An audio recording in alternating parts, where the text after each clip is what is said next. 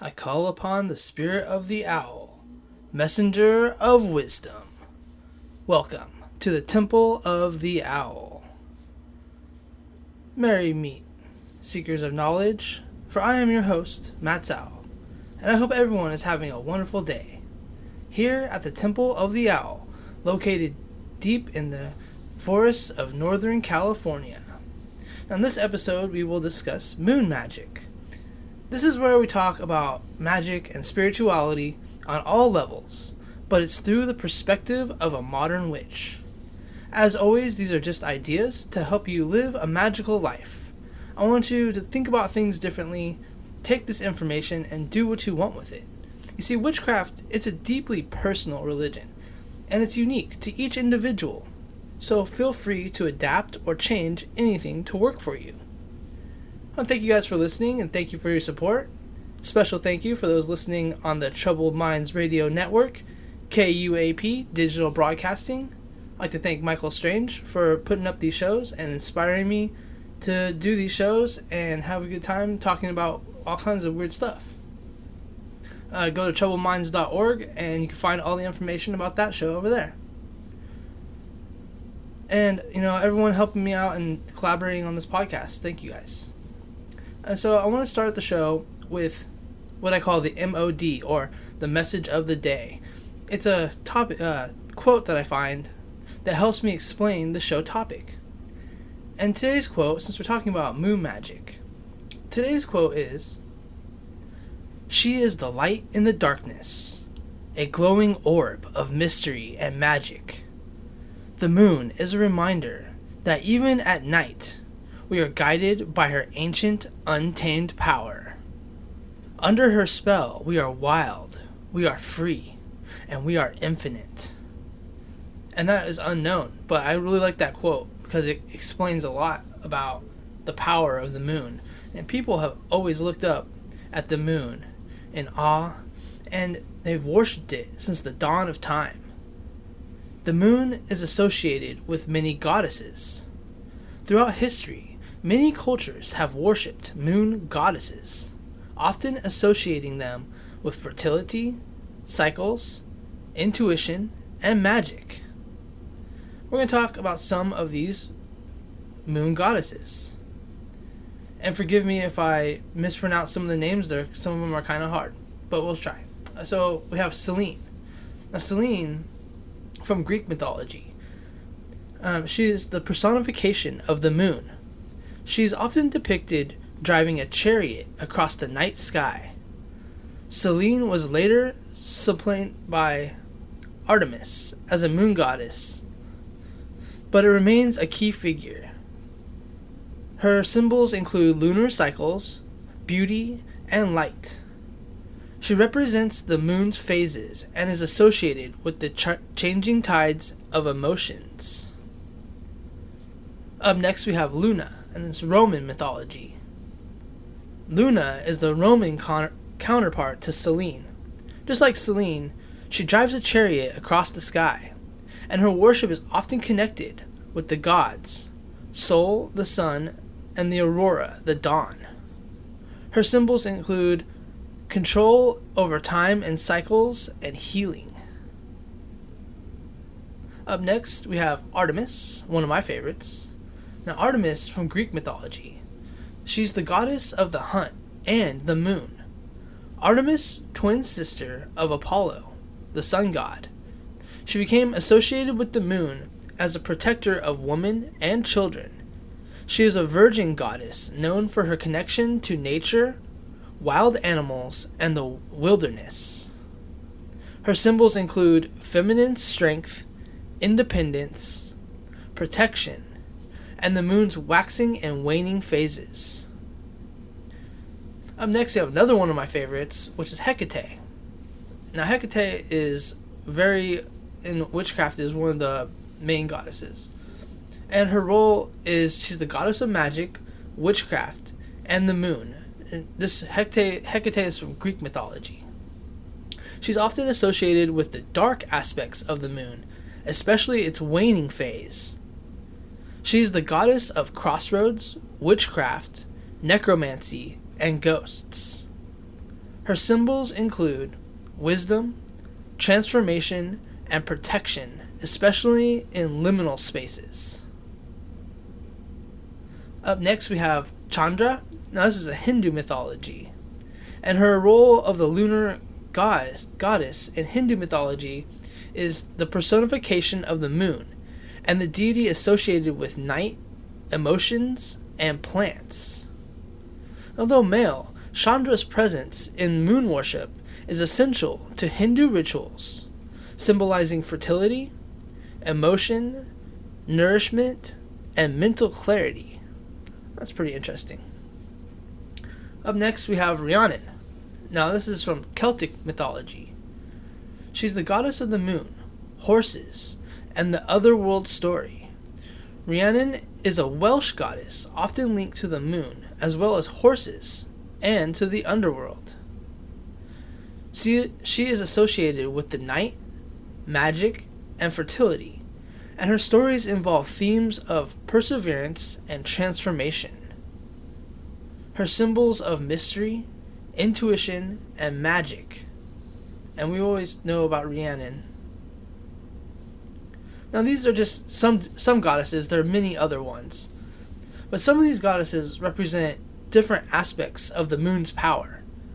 From fertility and wisdom to death and rebirth. Showing how deeply the moon is tied to cycles, intuition, and feminine power in its global traditions.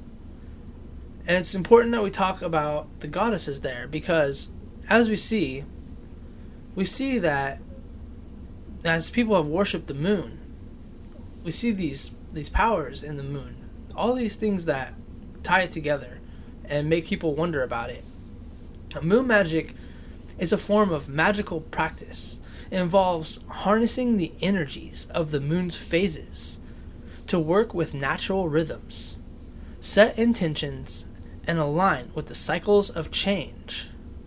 And we see that when we look up to the moon, how it changes. Now, this is an ancient tradition. It's present in various cultures and spiritual practices, including Wicca, witchcraft, and other pagan beliefs. Let's talk about how these moon phases affect people and how we could use them in our magic. First, we have the new moon. Now, the new moon is about new beginnings, fresh starts, and planting seeds. This is the best time for setting intentions, goals, and projects. It's considered a potent time to manifest dreams and start something new. The new moon is a phase of the moon cycle when the moon is positioned between the earth and the sun. During this time, the side of the moon facing the earth is not illuminated by the sunlight, making it essentially invisible to us. Now, this marks the start of the new lunar cycle. It lasts about 29.5 days. The moon is directly between the earth and the sun, meaning the sunlight side of the moon is facing away from the earth. The new moon is not visible from Earth, except in rare cases when it causes a solar eclipse. And that's when the moon passes directly in front of the sun.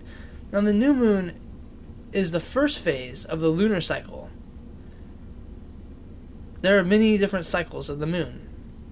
So many cultures and traditions see the new moon as a time for new beginnings, reflection, or spiritual growth. It often symbolizes a fresh start or the planting of seeds, both metaphorically and literally. During the the moon is on the same side of Earth as the sun, and its position is at a near conjunction with the sun.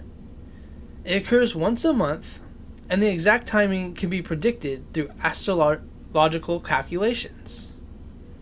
So take some time, write down your goals or the intentions for the upcoming cycle, and meditate on new opportunities. And go outside when it's the new moon, state your intentions, or write them down, and focus on, like I said, starting something new, when you want to start a project. So as the moon changes, we go to the waxing moon. This is when the moon is growing to the full moon. So we're going to talk about growth and development, expansion, growth, and progress for those intentions that you stated during the new moon. As the moon grows, it supports the strengthening development of the goals set during the new moon. Use this time for working on tasks that require momentum. Focus on actions that help grow your desires, like learning new skills, attracting abundance, and pushing forward in your projects. The waxing moon refers to a phase of the moon when it is increasing in illumination, gradually transforming from a new moon to a full moon. This phase marks the growth of the visible portion of the moon, and it symbolizes growth, energy, and progress in various traditions. This is the first stage of the waxing phase, immediately following the new moon. A small sliver of the moon is visible on the right side in the northern hemisphere, and it grows larger each night. It symbolizes new beginnings, intentions, and setting goals. This phase occurs when half of the moon is illuminated. It's called the first quarter because the moon is 1/4 of the way through its lunar cycle. It represents decision making, taking action, and overcoming obstacles. Now, this is why I say, we can put our ideas down or think about our ideas during the new moon, but this is where you use real world action. You can't ask for a job and then not fill out job applications. So you have to put your thoughts into action and start manifesting them, start doing real world actions. And we do this during the waxing moon. It's growing and increasing in this time. The waxing phase lasts roughly 2 weeks, from the new moon to the full moon. During the waxing, crescent, and gibbous phases, the moon rises in the afternoon and sets after midnight. In many cultures and spiritual practices, the waxing moon symbolizes growth, manifestation, and forward momentum.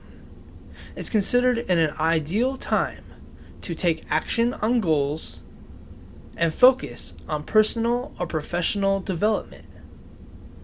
The waxing phase of the moon also influences Earth's tides. As the moon's gravitational pull increases towards the full moon, the tides generally become stronger, leading to the spring tides, the high tides.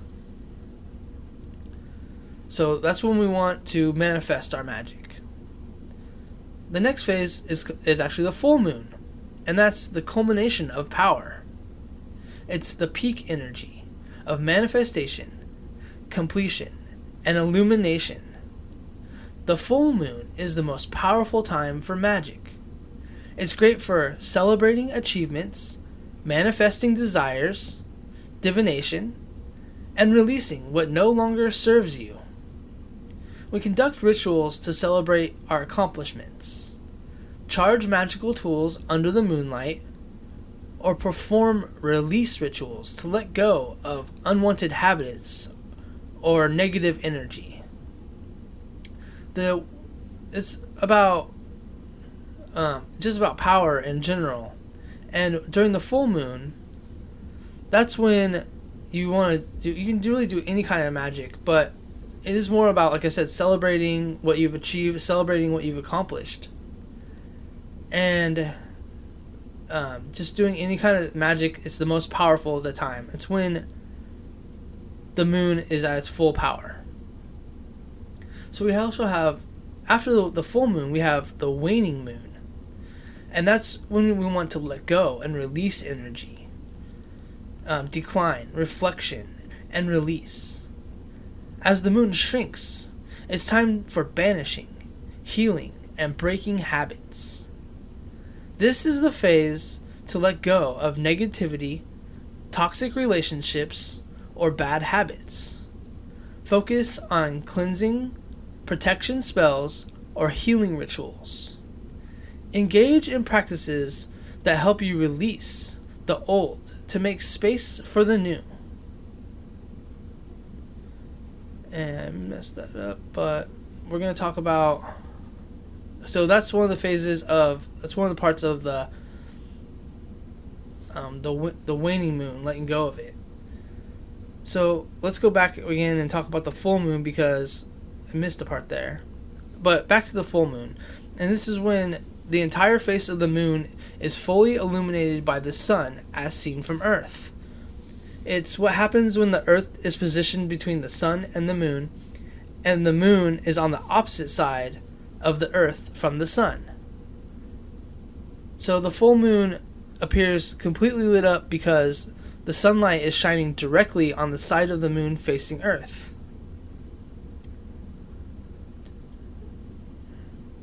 Now, the full moon happens when the sun and moon are in a certain position, meaning they are directly across from each other in the sky. If the full moon passes through Earth's shadow, it can result in a lunar eclipse, during which the moon may turn like a reddish color or like a blood moon, due to Earth's atmosphere and bending sunlight. Various cultures have given specific names to each of the full moons, and their names are often based on natural events, seasons, or agricultural cycles. Here's some of the common names of the full moon. In January, it's the wolf moon. In February, it's the snow moon. In March, it's the worm moon. And then it skips to October, is the hunter's moon. And November, we have the beaver moon. Now, these names they vary across different cultures, but indigenous and folk traditions often assign unique meanings. The full moon is associated with completion, culmination, clarity, and heightened energy. Many traditions view it as a time for reflection, celebration, or harvesting the results of the previous efforts. Throughout history, the moon has been linked to myths and legends. Some beliefs suggest that the full moon affects human behavior, leading to increased emotional intensity, strange dreams, or even lunacy, which is a term derived from Luna, the Roman goddess of the moon. Many cultures hold important festivals or rituals during the full moon. There's festivals from the Buddha that celebrate birth, enlightenment, and the death. Often during the full moon, there's a Hindu festival that takes place on a full moon in late autumn. The Mid-Autumn Festival in East Asia is celebrated with mooncakes and gatherings under the full moon. The full moon, along with the new moon, exerts strong gravitational pull on Earth's oceans, leading to spring tides. These are some more of the extreme tides, with higher tides and the low tides than during the lunar phases. We also have a supermoon. Now, a supermoon is when that occurs when the moon is closest to the Earth in its orbit.